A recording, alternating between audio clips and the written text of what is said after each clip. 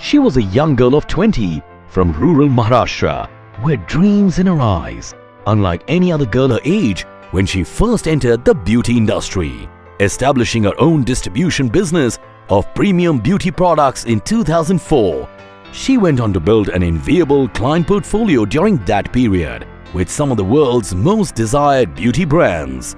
She established JCKRC Spa Destination, which boasts of being the only company that has complete solutions for the spa industry for the luxury segment, world-class services and mind-blowing techniques. She has been in the industry for about 24 years and gained immense experience from traveling overseas to different countries like France, Germany, US, Brazil, Italy and many more. In 2015, she was appointed Global Wellness Ambassador for India by Global Wellness Day organization that spans 95 countries. रेखा चौधरी एक अनोखी पहचान है जिनकी बोली में आत्मविश्वास और दृढ़ निश्चय की झलक मिलती है और शब्दों में उनकी अभिलाषा सहज रूप से सामने आ जाती है। एक ग्रामीण पृष्ठभूमि की उमंग से भरपूर जिंदा दिल महिला जिन्होंने अपनी असीम महत्वाकांक्षा के बल पर अंतर्राष्ट्रीय सफलता हासिल की। आमतौर पर जहां ग्रामीण इलाकों की महिलाओं को सीखने के अवसर कम मिलते हैं, वहां रेखा ने अपने चहेते विषय ब्यूटी एंड वेलनेस में एक अनोखी पहचान बनवाई। रेखा गांव की एक घरेलू महिला से शहर की महिला में परिवर्तित होने को तैयार होने जा रही थीं। माया नगरी मुंबई में कदम रखने वाली थीं, वो भी अंग्रेजी की पर्याप्त जानकारी के बगैर। उनके आत्मविश्वास और दृढ़ संकल्प ने इस गांव और शहर के बीच के फासले को मिटा दिया। यात्रा का आरंभ हुआ नंदुरबार नाम की एक जगह से, जो भारत के महाराष्ट्र राज्य में बसा एक आदिवासी इलाका है। लेकिन रेखा की ख्वाहिश थी ऊंची उड़ान उड़ने की। रेखा ने नए मुकाम हासिल किए और आज अपनी बेमिसाल कामयाबी से रेखा सबके लिए एक आदर्श साबित हुई हैं। आज के समय में रेखा को भारत में 20 से ज्यादा अंतर्राष्ट्रीय लग्जरी ब्रांड्स के डिस्ट्रीब्यूशन का अधिकार हासिल है। एक सामाजिक महिला और कामयाब बिजनेस वुमन होने के साथ रेखा ज़ेप फाउंडेशन एनजीओ नामक संस्था की संस्थापिका भी हैं। ज़ेप का एक ही ध्येय है, प्रत्येक व्यक्ति को शिक्षित कर अपने पैरों पर खड़े होने की ताकत और सुविधा प्रदान करना। वेलनेस के क्षेत्र में उनके अद्भुत कार्य की पहल की वजह से और उनके अनोखे अचीवमेंट की वजह से रेखा को global wellness ambassador of India की पदवी से सम्मानित किया गया। आज रेखा के सिर पर ऐसी कई उपाधियां से सुसज्जित ताज है।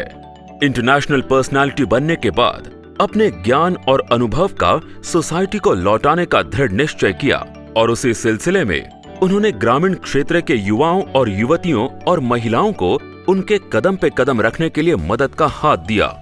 लोगों में ब्यूटी एंड वेलनेस जागरूकता के लिए रेखा ने ग्रामीण क्षेत्रों में अनोखे काउंसलिंग प्रोग्राम आयोजित किए, जहां युवाओं और उनके माता पिता को वेलनेस सेक्टर की जानकारी दी गई। उनके इन्हीं प्रयासों की वजह से आज 1000 विद्यार्थी ब्यूटी एंड वेलनेस इंडस्ट्री क्षेत्र में JSWE नामक उनकी संस्था में अंतर्राष्ट्रीय स्तर की शिक्षा ग्रहण कर रहे हैं। उन्हीं के ज़ेप संस्था के मार्फत 1000 ग्रामीण महिलाओं को विमेन एम्पावरमेंट का प्रशिक्षण देके उनको अपने पैरों पर खड़ा किया जा रहा है। उनके अद्भुत कार्य और व्यवहार के सोच की वजह से देश विदेशों में उन्हें सम्मान पूर्वक आमंत्रित किया जाता। आज रेखा चौधरी इन पदों पर नामांकित हैं। Global wellness ambassador of India, a well non spa end wellness expert end consultant, managing director JCKRC Spa Destination Private Limited, committee member of Governing Council member of Beauty and Wellness, Confederation of Indian Industry CII, FICCI Wellness Committee, Mentor Council, Ministry of Labour and Employment, DGET for training syllabus in beauty, spa and wellness, Wellness Tourism of India, NICHE Committee, panelist of Global Honorary Board Advisors for CIAC, Confederation of International Accreditation Commission, Global Spa and Wellness Summit GSWS member.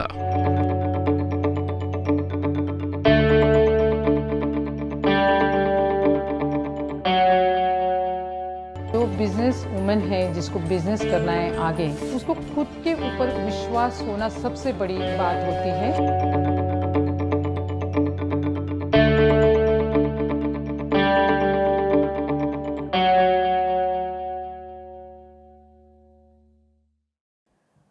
So Rekha Chaudhary is the founder and managing director of One Line Wellness, the one-stop destination for world-class beauty and wellness in the industry, along with Caressa, luxury spa in Juhu. रेखा चौधरीला मी त्यांना पण मी खूप वर्षापासून ओळखते. मी माझी मैत्रीण पण आहे ती, या नात्याने पण मी तिला खूप चांगल्या पद्धतीने ओळखते. रेखानी जेव्हा सुरुवात केली, करेसा जेव्हा सुरुवात केली, तेव्हा त्यांच्याबद्दल मी जेव्हा जाणून घेतलं, तर रुरल एरियामधनं आल्यात, नंदुरबारसारख्या छोट्या शहरामधनं आल्यात आणि स्वतःच्या कर्तृत्वावर त्यांनी आजपर्यंत जे काय केलं ते केवळ आणि केवळ स्वतःच्या कर्तृत्वावर विश्वास ठेवून आज इथपर्यंतची जर्नी त्यांनी आत्मसात केली आहे. छोट्याशा गावामधनं येऊन मुंबईसारख्या शहरामध्ये बसून आपलं कर्तव्याचं पालन करून किंवा आपलं स्किल वाढवून लोकांपर्यंत पोहोचून आज इथपर्यंत पोहोचलेले आहेत आणि त्यांना डॉक्टरेट पण मिळाले त्यांच्या कार्याबद्दल. So big round of applause for her achievement. First, I would like to congratulate all ladies, women sitting here, and especially Smita and Anusha organizing this fantastic event. Thank you. And having me here. Thanks a lot. स्मिताने जे प्रश्न जो टाकला स्मिताजींनी की माझ्या जर्नीबद्दल, तर मलाच माहिती नाही आज मी कुठून कुठपर्यंत सुरुवात केली आहे. कारण बऱ्याच वेळेस विचार करते, मागे वळून जेव्हा मी बघते तर मलाच कळत नाही की स्ट्रगल माझा कुठून सुरुवात झालेला होता. Because the area from which area I am coming, that is completely tribal area. Most of them must be not aware about this area. नाव ऐकून माहिती असतं पण कल्पना नसते आणि बऱ्याच वेळेस तिकडच्या वातावरणाची कल्पना नसते. तर ज्या एरियातनं मी येते तिकडे स्त्री म्हणूनच एक स्ट्रगल खूप प्रत्येक स्त्रीला तिकडे आजही झेलावा लागतो. आणि स्पेशली स्त्री जिच्याकडे स्किल असेल, टॅलेंट असेल, तर त्या व्यक्तीला तर खूपच चॅलेंजेस असतात. कारण तिला स्वतःला जेव्हा प्रूव्ह करायचं असतं की तिच्यात काहीतरी आहे आणि तिला काहीतरी बनायचं आहे, तर that becomes her biggest problem. कारण सोसायटी म्हणजे जाणून घेत नाही किंवा त्यांना जाणण्याची इच्छा देखील नसते. कारण अशा स्त्रीने जर तिने स्वतःचं टॅलेंट दाखवायला सुरुवात केलं की ही स्त्री खूप आगाऊ आहे असं म्हणून बघितलं जातं किंवा तिच्याकडे वेगळ्या नजरेने बघितलं जातं. पण जेव्हा स्त्रियांमध्ये जेव्हा टॅलेंट असतं तर त्यांनी का स्वतःला दाबून ठेवावं किंवा का त्यांनी स्वतःला मागे होडावं. आणि याचीच एक जर्नी म्हणजे माझी स्वतःची स्टोरी आहे. स्वतःचं आयुष्य मी त्याच पद्धतीने जगले. तर सुरुवातीपासून ज्या गावातनं आले त्यातनं वयाच्या 39 वर्ष मी त्या गावामध्ये राहिले आणि 39 वर्षानंतर मी पहिल्यांदा मुंबई गाठली आणि मुंबई गाठल्यानंतर अजूनही तुम्ही म्हणजे 39ही वाटत नाही आहात. तर आज मला अभिमानाने सांगावंसं वाटतं की मी आज 54 इयर्स ओल्ड आहे आणि And she's a फार कमी grandmother. महिला आपलं वय सांगतात. And she's a grandmother. आणि का सांगावंसं वाटतं कारण प्रत्येक वेळेस स्त्रिया जेव्हा विचार करतात की आज 40शी ओलांडली माझी आणि आता 40शी नंतर आयुष्य संपलं, एक तर पहिलं तिचं स्वतःचा विचार असतो. महत्त्वाचं अजून हे असतं की आजूबाजूचे लोक, मैत्रिणी, मित्रमैत्रिणी किंवा शेजारी पाजारी सगळेजण जाणून देतात की तुझं वय झालं आहे. आणि स्पेशली हे गावांमध्ये खूप असतं की गावांमध्ये सांगितलं जातं आता तर तुझं वय झालं, आता तुला काय करायचं आहे. आणि त्या वयात मी एक नवीन स्वप्न बघत होते, नवीन आयुष्य जगण्याचं माझं ध्येय चाललं होतं. म्हणजे विचार करा की त्या गेल्या 40 वर्षामध्ये माझी मनाची धुसफूस काय चालली असेल की पर्सनली म्हणजे वैयक्तिकरित्या मी किती स्ट्रगल करत होते की मला काहीतरी बनायचं आहे, काहीतरी बनायचं आहे. पण काय बनायचं आहे ह्याच्यासाठी मी जेव्हा कुठलाही प्रश्न पुढे मांडला तर सोसायटी आधी पुढे यायची. ऑफकोर्स घरातले लोक मदत करत असायचे, पण तरी आजूबाजूचं बघितलं की माझी आईच स्वतः म्हणायची तू गेम खेळू नकोस, तू घरातच राहा, तू स्वयंपाक शिक, तू चपाती कशी बनवायची ते शिक. ह्या सगळ्या गोष्टी तिच्या मनात असायच्या. तसंच सासरी पण झालं. लग्न झाल्यानंतर प्रत्येकाला वाटायला लागलं की तू एक सामान्य गृहिणी म्हणून जीवन जग, तुझं जेही स्वप्न असतील किंवा तुला जे वाटत असेल ते तुझ्याचपर्यंत ठेव, बाकी तू काही गोष्टी करू नको. पण कळत न कळत प्रत्येक ॲक्शन आणि प्रत्येक कृतीमधनं असं काही आगळंवेगळं व्हायचं की तिकडे मी काहीतरी एक वेगळी व्यक्तिमत्व म्हणून लोकांना नजरेस पडायची. आणि असंच हे माझं झालं की जेव्हा मी 40शीला इकडे आले, मुंबईला आले आणि मुंबईला आल्यानंतर मी सुरुवात जेव्हा करायची ठरवलं तर ज्या सोसायटीत मी आले होते त्या सोसायटीतच मी पहिल्यांदा कचऱ्याची होळी सुरुवात केली. कचरा जमा केला आणि त्यातनं तिकडे होळी केली. कारण माझी सोसायटीतल्या लोकांशी कुणाशी ओळखच नव्हते, कुणाला माहिती नाही की मी कोण आहे म्हणून. तर आणि ऑफकोर्स त्यावेळेस माझा अवतार वेगळा होता, लोकांचा बघण्याचा दृष्टिकोन वेगळा होता. कारण मुंबईसारख्या शहरात एक गावातली व्यक्ती येते, तिचं राहणं बोलणं सगळ्या काही गोष्टी पूर्ण कल्चरल शॉक होता कम्प्लिटली. आणि त्यातनं जेव्हा ती स्वतःचं सांगते काहीतरी तिला ओळख करायची आहे तर मी माझ्या ॲक्टिव्हिटीज सुरू केल्यात आणि त्यातनं मी पहिल्यांदा सोसायटीमध्ये ओळख सुरुवात केली.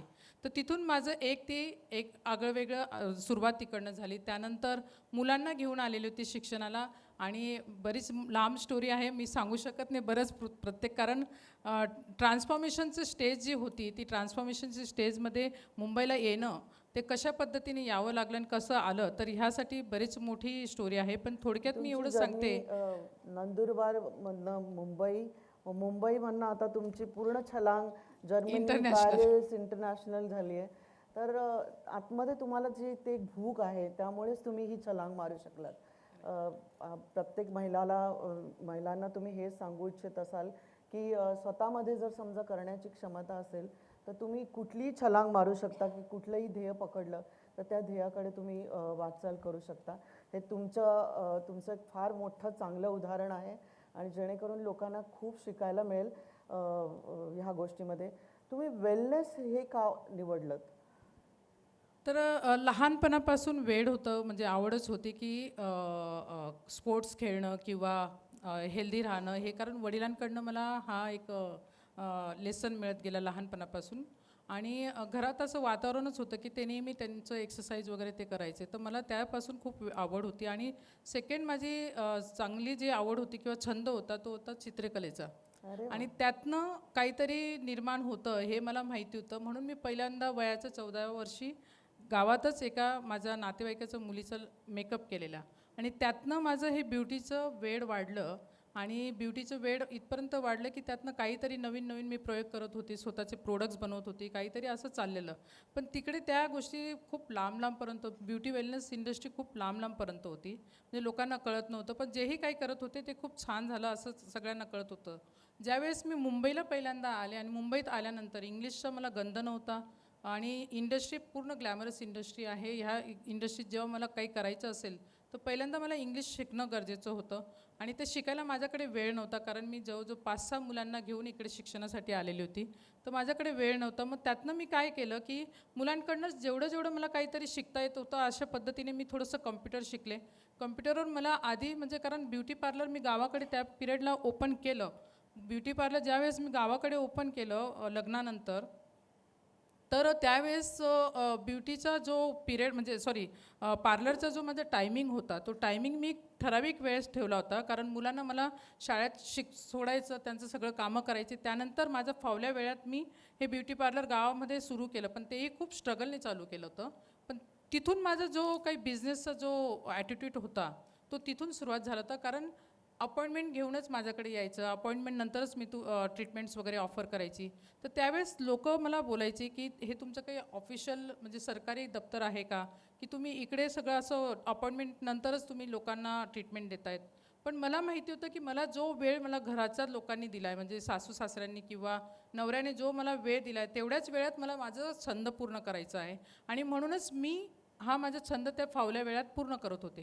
तर तो ॲटिट्यूड मला जेव्हा मुंबईला आले आणि मुंबईत आल्यानंतर मी हे सुरुवात केली ब्युटीचं इंडस्ट्रीमध्ये. पण ब्युटी इंडस्ट्री इकडे खूप वेगळी होती, खूपच म्हणजे खूप डिफरन्स खूप होता.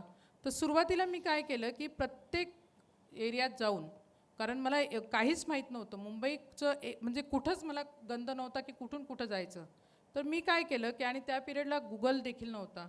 तर बाईक यायची म्हणून बाईक घ्यायची, प्रत्येक ठिकाणी एरियात जायचं आणि आपला घराचा ॲड्रेस व्यवस्थित स्वतःजवळ ठेवायचा आणि प्रत्येक एरियात जाऊन तिथं कुठलं ब्युटी पार्लर आहे का तिकडे जाऊन आपण एंट्री करायची, डायरेक्टच एंट्री करायची. असं करून करून मी सगळे ब्युटी पार्लर बघितले आणि वेलनेस इंडस्ट्रीचं सगळा लेसन मी बघितला. तर इकडे मला असं कळलं की प्रत्येकजण टॅलेंटेड आहेत, ब्युटिशियन्स सगळ्या चांगल्या आहेत, पण काहीतरी कुठेतरी मोठा गॅप आहे आणि तो गॅप मी भरून काढण्याचा प्रयत्न केला. आणि त्यातनं एक इंटरनॅशनल ब्रँडसोबत माझं म्हणजे टायअप झालं आणि तो टायअप घेऊन मी पूर्ण वेलनेस इंडस्ट्री डेव्हलप केली. आणि आज ब्युटी आणि वेलनेस इंडस्ट्रीमध्ये जवळजवळ माझ्या नावाने 4 ते 5 मोठे पेटंट्स आहेत. इंटरनॅशनली क्या बात है, क्या बात है, वाव. इंटरनॅशनली मी सगळ्या काही अशा वेगवेगळ्या थेरपीज डिझाईन केल्या आहेत आणि त्या थेरपीच्या माध्यमातनं आता रिसेंटली गेल्या मागच्याच वर्षी WHO देखील माझा रिसर्च पब्लिश झाला आहे आणि पब्लिकेशन बऱ्याच इंटरनॅशनल लेवलला झालेत. आणि आज भारताची वेलनेस ॲम्बेसेडर झाली, 95 कंट्रीजसोबत कामं करते. And she also gave a lecture in Harvard. I think she forgot to say that. हां. त्यांनी तेच आता मी सांगत होते की रेखा जिला इंग्लिशचं नॉलेज पण नव्हतं किंवा बोलण्याची हिंमत नव्हती त्यावेळेस जेव्हा ती मुंबईला आली. आज ही व्यक्ती हार्वर्ड किंवा ऑक्सफर्डच्या प्लॅटफॉर्मवर जाऊन इंटरनॅशनली त्या प्लॅटफॉर्मवर इंग्लिशमध्ये बोलणं म्हणजे ही फार मोठी अचीवमेंट आहे आणि त्याच्यासाठी आम्ही तुम्हाला खरोखर. तर मला तरी वाटतं स्मिताजी की इंग्लिशमध्ये बोलणं हा आपला अडथळा नसावा. And that should not be your dream or something like की मला यायलाच पाहिजे इंग्लिश असं. कारण एखादी गोष्ट जेव्हा आपल्याला करायचं असलं ना, तर ती गोष्ट करणं आपलं ड्रीम असलं पाहिजे. Language is the means barrier करून आपण त्याच्यातनं आपलं पुढचं ड्रीमला आपण अडथळा निर्माण स्वतःच करत असतो आणि स्वतःचा आत्मविश्वास स्वतःच गमवत असतो. So I feel that should not be your end of the goal. End of the goal should be your dream. आणि माझं लहानपणापासूनच ड्रीम होतं की मला काहीतरी ब्युटी इंडस्ट्रीत बनायचं आहे आणि आज मी ते झाले. तर language I feel everyone should not think about that. कारण हे एक लोकांपर्यंत ती भाषा मनापर्यंत समजली, बस दॅट इज मोर इम्पॉर्टंट. आणि ते तुम्ही अचीव केलं. तुम्ही ज्या पद्धतीने त्या प्लॅटफॉर्मवर पण लोकांपर्यंत पोचू शकलात त्याचा अर्थ तुम्ही बिलीव्ह केलं त्याच्याबद्दल, त्यामुळे तुम्ही योग्य पद्धतीने लोकांपर्यंत पोचू शकलात. तुमच्या इन्स्टिट्यूट्समध्ये बरेचसे तुम्ही म्हणजे बरेचसे काय मोस्टली सगळेच तुम्ही रुरल मुलांना आणि मुलींना तुम्ही चान्स दिला, त्यांना तुम्ही ट्रेन केलं आणि तुमच्या प्रत्येक इन्स्टिट्यूटमध्ये तुम्ही त्यांना ठेवलेलं आहेत. म्हणजे इतकं वाखाणण्यासारखं आहे की त्यांच्याकडचे जेव्हा मी करेसामध्ये पण बघते एवढे मनापासून ती सेवा करतात आणि प्रत्येक तुम्ही ज्या पद्धतीने त्यांना ट्रेन केलं किंवा अतिथी देवो भव ही एक तुम्ही व्याख्या दिलेली आहे त्यांना. तर हे तुम्ही किती प्रयासाने करायला लागलं तुम्हाला, कारण त्यांना तिकडे ट्रेन करायचं, मग इथे घेऊन यायचं आणि त्यांना इकडे तुम्ही स्वतःच्या पायावर उभं करायचं, ही एक मोठी पूर्ण जर्नी आहे. त्यांच्या आईवडिलांना तुम्हाला मोटिवेट करायला पाहिजे, त्यांना मोटिवेट करून आईवडिलांना कन्व्हिन्स करायला लागत असेल, तर ही एक फार मोठी जर्नी तुम्ही कशी तर ज्या पिरियडला माझं स्वतःचं ट्रान्सफॉर्मेशन होत होतं, मी बऱ्याच चॅलेंजेसमधून गेले. खूप मला चॅलेंजेस आलेत. कारण एक कल्चरल शॉक माझ्यासाठी देखील होता आणि लँग्वेजपासून तर बॉडी लँग्वेजपासून तर सगळ्याच गोष्टी मला शिकणं गरजेचं होतं आणि त्यातल्या त्यात पुन्हा ब्युटी इंडस्ट्रीचं ॲडव्हान्स नॉलेज घेणं खूप गरजेचं होतं. तर ह्या सगळ्या चॅलेंजमधून जेव्हा मी गेले ना, तर मला खूप त्रास झाला. एक म्हणजे बऱ्याच वेळेस आपण बोलतो की आज स्टेजवर बसलोय, पण ज्यावेळेस आपण काहीच नसतो तेव्हा लोकांचं बिहेवियर कसं असतं, आपल्याला लोक आपल्याकडे बघण्याचा दृष्टिकोन कसा असतो. तर ह्या सगळ्या चॅलेंजेसमधून मी गेले आणि त्यातनं जेव्हा मी पार केलं आणि मी जेव्हा इंटरनॅशनल लेवलला पोहोचले की 2008मध्ये मला पहिल्यांदा म्हणजे भारतातली पहिली व्यक्ती होती की मला ग्लोबल समिटला बोलवण्यात आलं होतं. टॉप लीडर म्हणून जगातनं एक इन्व्हिटेशन मला आलं होतं. ज्यावेळेस मी तिकडे गेले आणि तिकडे गेल्यानंतर मला मला कल्पना देखील नव्हती की मला एक टेबल टॉक देण्यात आला होता आणि त्याच्यात सांगितलं गेलं होतं की how to take patents on the therapy. मग त्या क्षणाला मला कळलं की थेरपीजवर आजपर्यंत पेटेंट घेणारी भारतातली पहिली व्यक्ती मी होती आणि जगाच्या पाठीवर देखील की खूप कमी लोकांना नॉलेज होतं इंटरनॅशनल लेवलवर वेलनेस इंडस्ट्रीमध्ये पेटेंट्स कसे घेतले जातात थेरपीजवर. आणि that was a proud moment for me. त्यावेळेस मी विचार केला की आज मी एवढ्या स्ट्रगलने इथपर्यंत पोहोचले आहे आणि मग बरंच झालं. त्यानंतर बऱ्याच वेळेस इन्व्हिटेशन्स आले, बऱ्याच प्लॅटफॉर्मवर मी आजपर्यंत प्रेझेंट करते. पण त्या क्षणाला मला एक विचार आला की मी आज इथपर्यंत पोहोचले आणि मी ज्या स्ट्रगलने इथपर्यंत पोहोचले, तर माझ्यासारख्या बऱ्याच रेखा चौधरी गावामध्ये बसलेल्या आहेत आणि त्यांना आज मदतीचा हात गरजेचा आहे आणि तो मदतीचा हात मी देईन. हा मी त्यावेळेस 2008मध्ये जेव्हा पहिल्यांदा मला इन्व्हिटेशन आलं होतं त्यावेळेस ठरवलं होतं. आणि कारण अशा रेखा चौधरी बऱ्याच आहेत की ज्यांना स्वतःचं अस्तित्व निर्माण करायचं, त्यांच्याकडे टॅलेंट आहे, त्यांच्याकडे स्किल आहे, पण त्यांना कोणी चान्स देत नाही आहे. आणि म्हणून मग मी काय केलं की गावाकडे बऱ्याचशा ठिकाणी छोट्या छोट्या गावांमध्ये आणि स्पेशली नंदुरबार, कारण नंदुरबार हा ट्रायबल एरिया आहे आणि अशा ठिकाणी मी पूर्ण इन्स्टिट्यूट ओपन केलेत ब्युटी आणि वेलनेस इंडस्ट्रीचं. तर ज्यावेळेस तोपर्यंत थोड्या काही माझ्या इंटरव्ह्यूज वगैरे बऱ्याच अशा गावापर्यंत गेल्या होत्या, तोपर्यंत गावाचं लोकांना देखील माहीत नव्हतं मी काय करते असं. आणि जसं मगाशी मी बघते की आपण ह्या स्टेजवर बऱ्याच चांगल्या सगळ्या महिलांनी त्यांचं मनोगत व्यक्त केलं आणि त्यांनी सांगितलं की महिलांचे पाय होडत असतात किंवा त्यांना खाली बघण्याचं हे ठेवत असतात.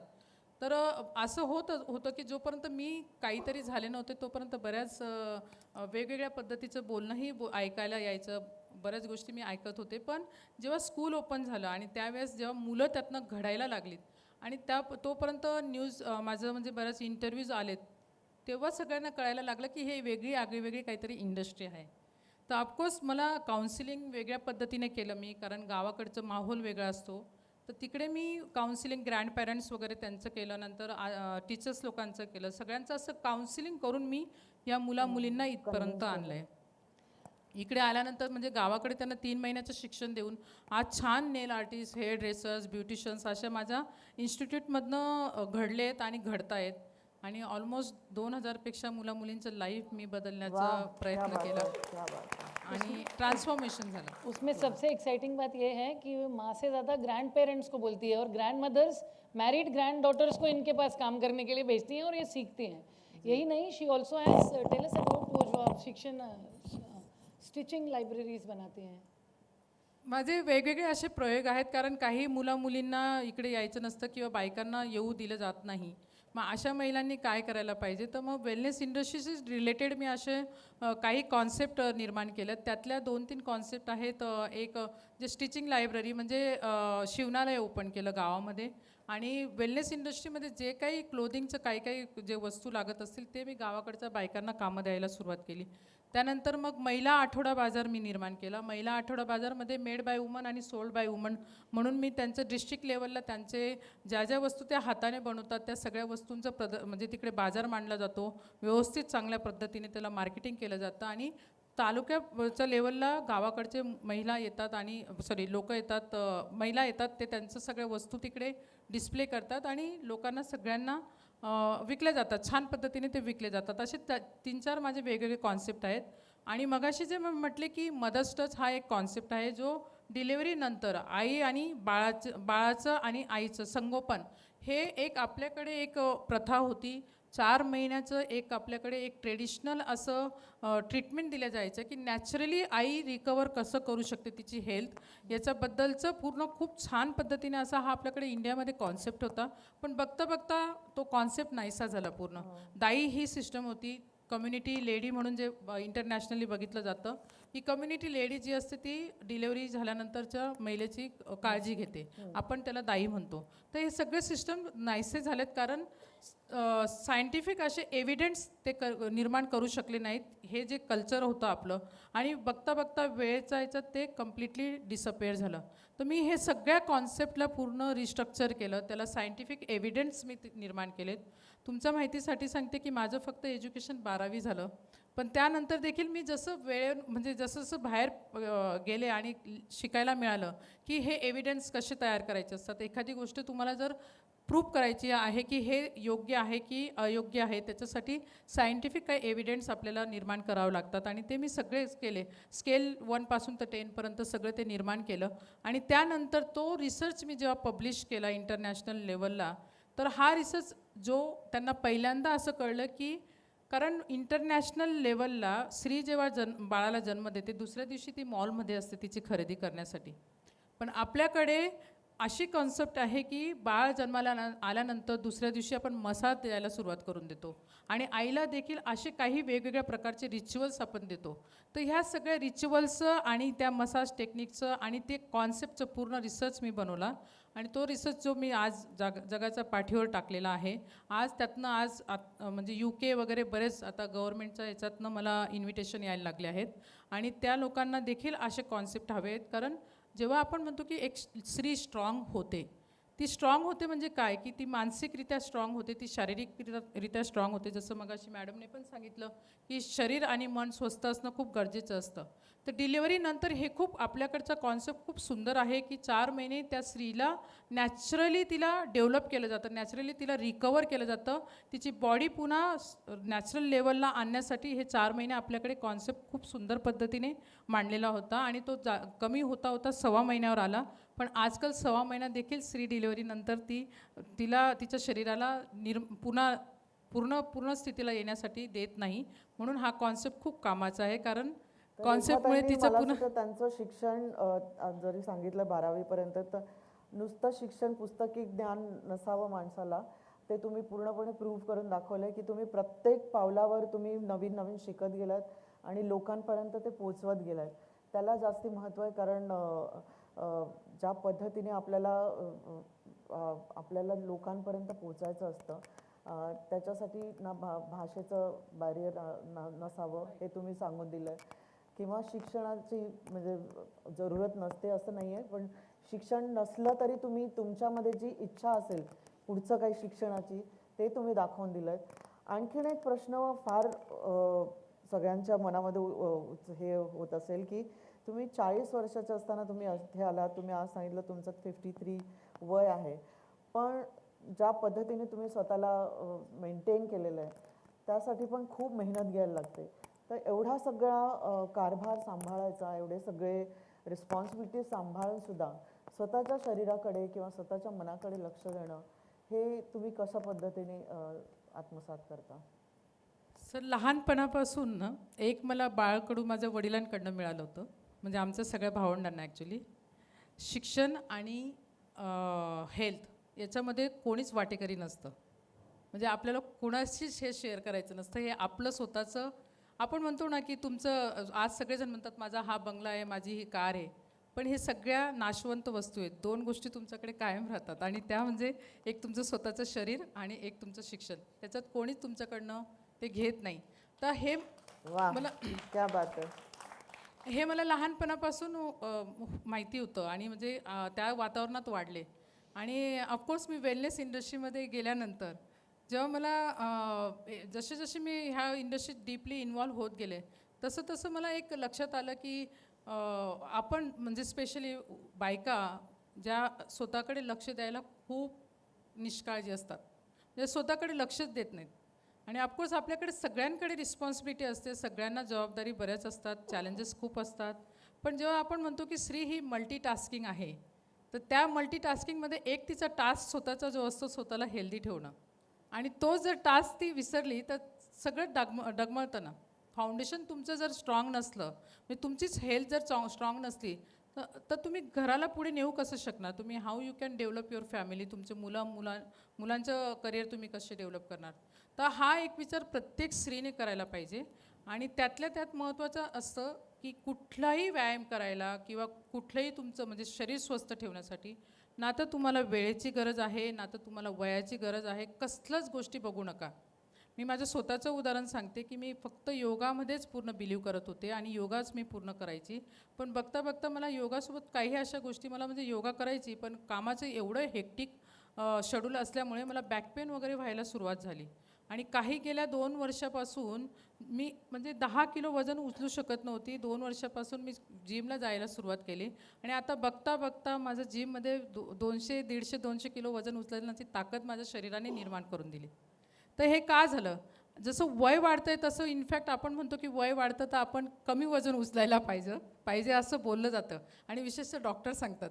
कोणी इथे डॉक्टर असेल तर please excuse me, but I have gone through this real story. Means माझं स्वतःचंच असं झालेलं की डॉक्टरांनी सांगितलेलं मला की वजन उचलू नका. आणि आज जिममध्ये मी जाऊन छान 150-200 किलो वजन उचलू शकते. तर जसं जसं वय होतं इनफॅक्ट आपण जास्तीत जास्त वेट लिफ्टिंगकडे जायला पाहिजे असं मला वाटतं. आणि ऑफकोर्स मेंटेन करणं गरजेचं असतं. प्रत्येकाचा याच्यावर आहे, इच्छाशक्ती असणं गरजेचं आहे. शेवटी तुम्हाला तुमचं शरीर मेंटेन करण्यासाठी मनापासूनच स्वतःला प्रोत्साहित करणं गरजेचं असतं. तर ते खूप गरजेचं आहे. No, I think she said everything. So So, we'd like some rapid fire. Rekha, you're an amazing person. You're an amazing friend.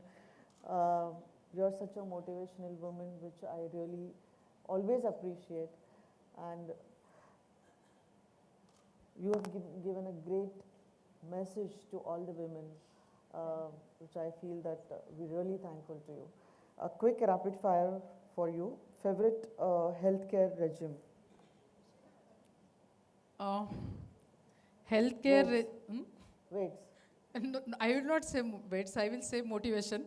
Okay. You have to motivate yourself to go to 5 मिनिटात काय fitness सांगू शकाल तुम्ही? 5 मिनिटातलं fitness माझं नेहमी असेल की meditation मला खूप आवडतं मनापासून. Cycling. आणि Cycling also she does. हा, सकाळी माझे cycle cycling yes of course regular मला सायकलिंगला पण खूप आवडतं. And on the road, not जिममध्ये नाही पण ऑन रोड मला सायकलिंगला खूप आवडतं. तर सायकलिंग पण खूप करते मी. Favourite comfort food? Comfort food is French cuisine I love. Yeah. So favorite sin in terms of cheat food?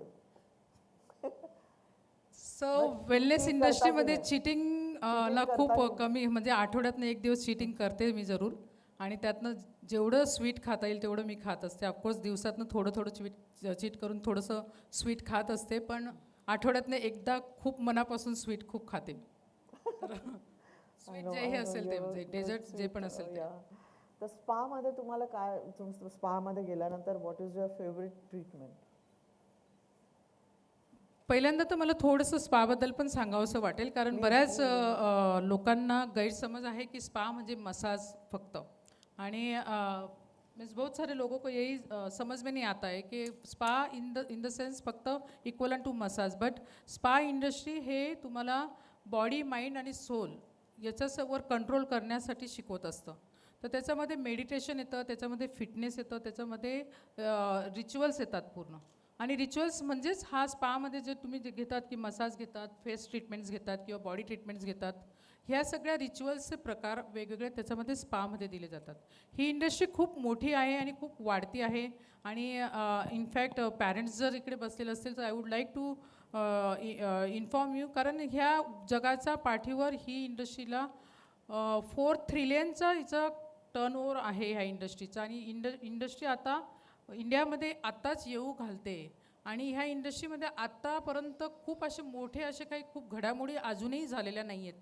तर ज्यांचे मुलं किंवा मुली ह्या इंडस्ट्रीमध्ये करिअर करू इच्छित असतील तर त्यांनी जरूर करावं, कारण इंडस्ट्रीमध्ये खूप मोठे सेगमेंट्स आहेत आणि प्रत्येक सेगमेंट आता आजकाल आपण बघतोय की प्रत्येकाला हेल्थचं अवेअरनेस क्रिएट व्हायला सुरुवात झालेली आहे. तर त्याचा अर्थ, आणि मी प्रत्येकजण इथं जेवढेही बसले असतील प्रत्येकांना विचारते की आज असं एक जरी व्यक्ती मला भेटलं की ते सांगतील की मी सकाळपासून आरसा बघितला नाही, तर याचा अर्थ काय होतो आहे की प्रत्येकाला सुंदर दिसावंसं वाटतं आहे, प्रत्येकाला सुंदर राहावंसं वाटतं आहे. तर ही इंडस्ट्री ग्रोईंग इंडस्ट्री आहे. ज्यांना कुणाला ह्या इंडस्ट्रीमध्ये करिअर करायचं असेल त्यांनी आवर्जून ह्या इंडस्ट्रीची स्टडी करावं.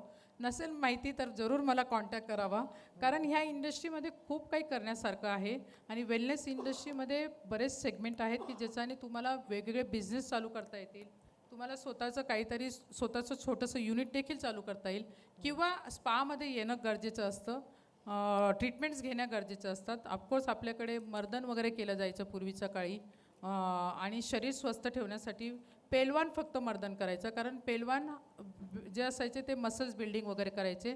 तर मेडिटेशन करणं गरजेचं आहे, एक्सरसाइज करणं गरजेचं आहे. हे सगळं स्पा इंडस्ट्री शिकवते ना. I want everyone should understand this deepness about the industry, कारण लांबून बऱ्याच लोकांना गैरसमज निर्माण होतात की फक्त स्पा म्हणजे मसाज आहे, आणि मसाज म्हणून बऱ्याचशा मला वाईट वाटतं. स्पामध्ये जास्तीत जास्त 70% पुरुष मंडळी येतात, स्त्रिया येत नाहीत. आणि इंटरनॅशनली तुम्हाला सांगते की हे रेशो उलटा आहे. Internationally 70% woman is consuming the spa and wellness industry rituals, आणि आज आपल्याकडे भारतामध्ये सिच्युएशन वेगळी आहे, कारण स्त्री निग्लेक्ट करते स्वतःकडे. आणि मला असं वाटतं की spa is the best destination for everyone to keep your self healthy. क्या बात है. Thank you Rekha, thank you so much.